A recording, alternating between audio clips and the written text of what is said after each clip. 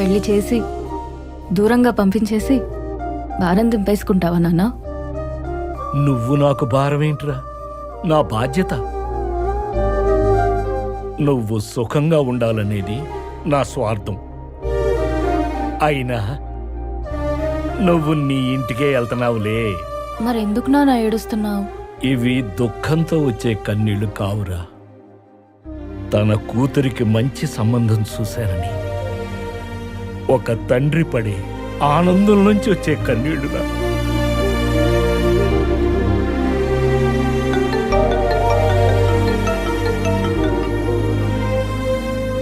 చెప్పు చెల్లె. అల్లుడు లగ్గానికి సరే అన్నాడు. అల్లుడు లగ్గానికి ఒప్పుకున్నాడా?